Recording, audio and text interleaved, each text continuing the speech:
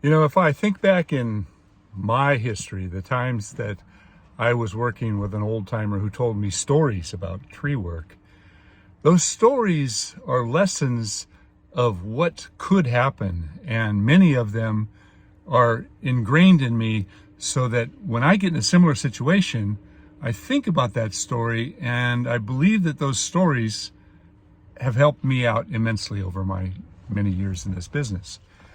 So the last video that I did, I told a story, and a lot of you liked that story. It was about when I cut into a beehive and the crane lifted the thing over. If you didn't see that video, it's the last one I just did. Go check it out.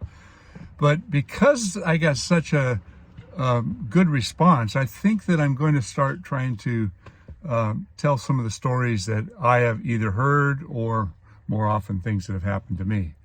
And if you have young guys in your crew, or if you're a fairly new tree worker or arborist, think about these stories, because shit happens and it can happen to you.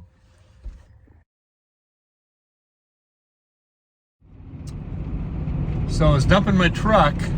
This was years ago. It was my old truck. It was actually a 1960 Ford cab over, but it was a pretty good sized truck.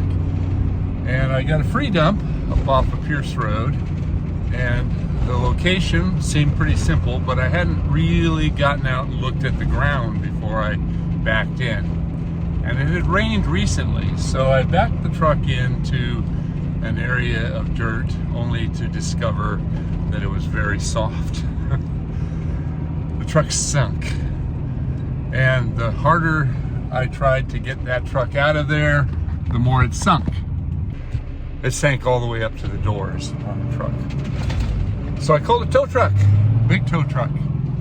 They came out there and they pulled and they pulled, and they could not get that truck out of there. I was really frustrated. So I ended up walking home, which was about 4 miles. And when I came home, there was this massive big truck and trailer for heavy equipment. And I walked up to the guy, and he was getting a drink at a 7-Eleven, and I told him my story, and I said, I'm really in trouble here. Is there any ideas? And he says, I can probably help you if you've got a great big cable or a chain or something that we could use to attach to the truck. And I had a big logging cable at my house, which was just a few blocks away now. So I walked down and I got it. I brought it back as quick as I could. And he drove me all the way back to my truck that was stuck in the mud. I forgot to tell you, when we got to the location, which was a long court, because he had this long trailer, he had to back it all the way down. It was about 3/4 of a mile of him backing this long, I mean, it was like a 50-foot trailer. It was really, really long. He backed it all the way up to my truck. And because it was a long flatbed trailer, he backed it in and it went down, and we attached the cable to the back of the truck, and when he pulled, it actually levered it up out of the mud and got me free.